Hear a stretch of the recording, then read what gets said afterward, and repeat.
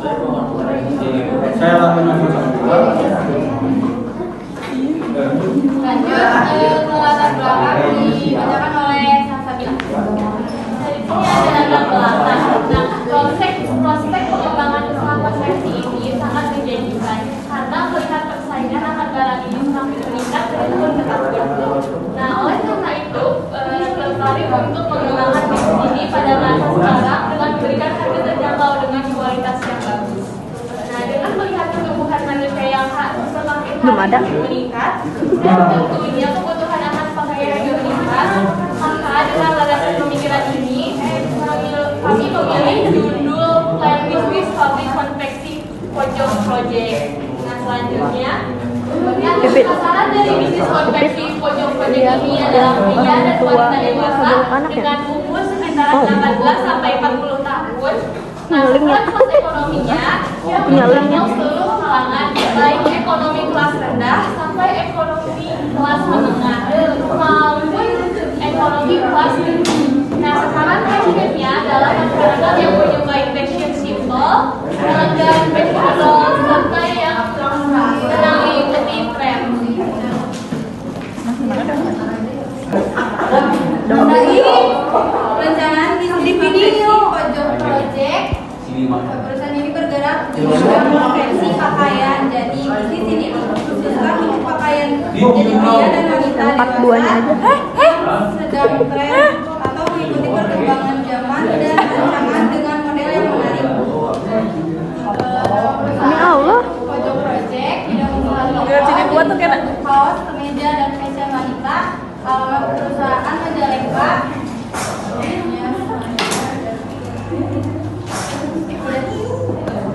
Selanjutnya dibacakan oleh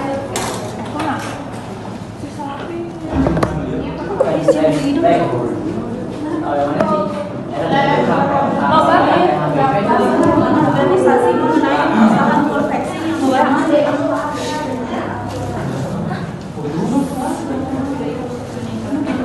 di sana yang pertama yaitu pimpinan di sini yaitu buat pembentukan bebas dan mengambil keputusan kita menyangkut bagian di dalamnya. Yang pertama yaitu ada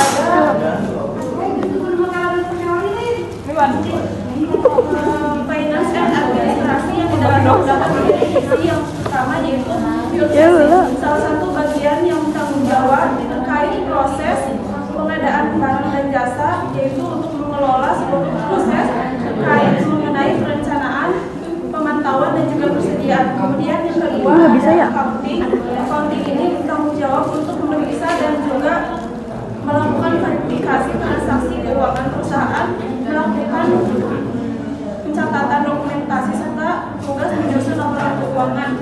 Kemudian yang ketiga ada administrasi, yaitu administrasi atau kelola administrasi seperti mengurus segala berkas, membuat laporan persiapan hingga laporan keuangan. Kemudian ada marketing yang di dalamnya terdapat 3 divisi juga. Yang pertama yaitu ada salesman atau salesperson. Tugasnya yaitu menjual produk atau layanan kepada pembeli. Salesperson ini menggunakan teknik penjualan tertentu untuk mencari tahu apa yang diinginkan pembeli.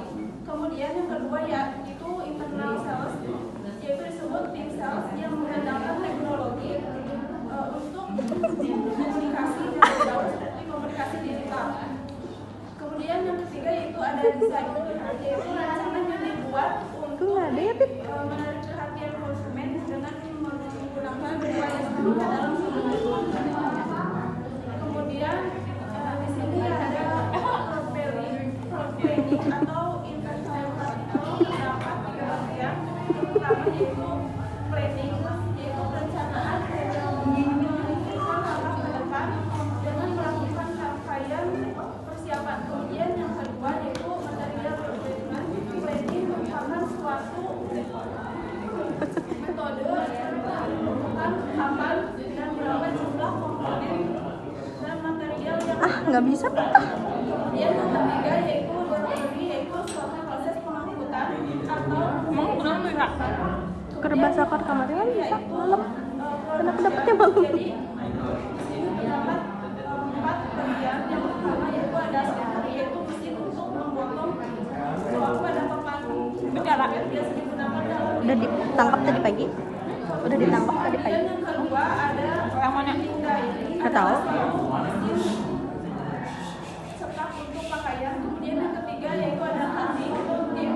Ini yang siswa SMA aja yang cewek viral nih juga, tapi ini mah enggak di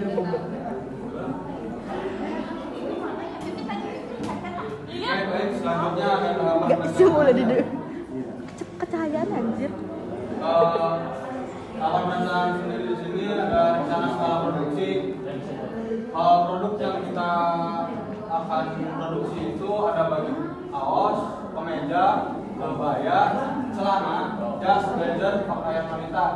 Nah, Ngomong astagfirullah gila masing-masing kekituan. dari produk tersebut per harinya kita akan memproduksi 600 piece dan per bulannya itu ada 18.000 piece.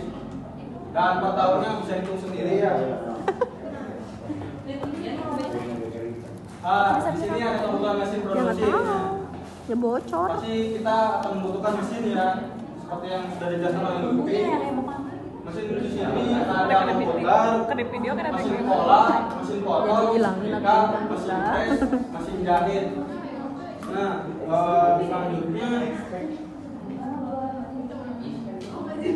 aspek finansialnya komputer yang berjumlah 2 piece atau 2 komputer ya, yang harganya masing-masing komputer itu 5 juta dan total harganya 10 juta. Mesin pola kita membeli mesin pola itu 5 piece dengan harga 800.000 per piece-nya. Dan total harganya 4 juta jadinya. Mamah nanu. Mesin potong Anak-anak 5 piece harganya per piece-nya anak mata balik 850.000. tak. Batita Total harganya 4.250.000. Dan setrika 5 piece baru harganya 7 tahunan 350.000. tuh. Dia kan disunat-sunatan kan. Dan Kan total balik, harganya balik. 750.000.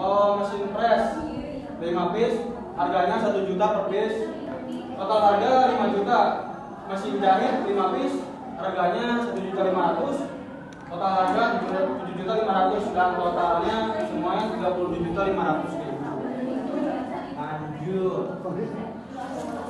Dan ini kondisi 1 bulan untuk produknya. Nah, baju kos sendiri perharinya kan bisa mencapai 116 piece produksi dengan harga per piece-nya 25.000 dan harga total keseluruhannya 2.900.000. Ya Allah pegang. Kemeja sendiri 100 piece per harinya memproduksi dengan harga 40.000 per piece. Harga totalnya 4 juta. Selanjutnya kebaya memproduksi 50 piece per hari dengan harga 100.000 piece, 100.000 per piece. Harga total 5 juta. Celana 100 piece per hari memproduksinya dengan harga 50.000 per piece. Totalnya 5 juta. Jas 50 piece dengan harga per piece-nya 150.000. Harga totalnya 7.500.000. Blazer 100 piece harga per piece-nya 50.000. Harga totalnya 5 juta. Pakaian wanita 100 piece harganya 35.000 per piece. Harga totalnya 35 juta. Jadi totalnya 32.500.000 sekian.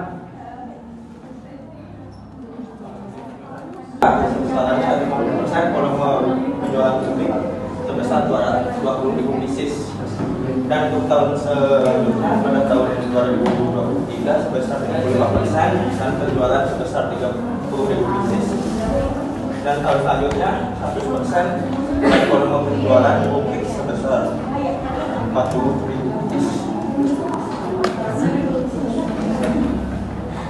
Untuk tren perkiraan peminat dan penjualannya diharapkan bisa kalian lihat sendiri di PPT. Dan tingkat ROI pada tahun 2022 50%, 2023 75% dan 2024 100%. Jadi tingkat ROI itu profit persentase profitnya. memperkirakan pendapatan masyarakat pada tahun 2020 sebesar 50 juta, tahun selanjutnya 75 juta, dan tahun yang akan datang 100 juta.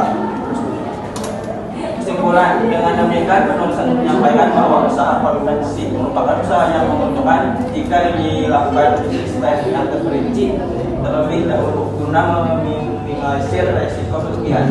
Tidak hanya dalam menjalankan bisnis, penulis harus mampu menganalisa kebutuhan pasar dan tren pasar serta dapat melihat siapa pesaing kita dan bagaimana kita tetap unggul dan tidak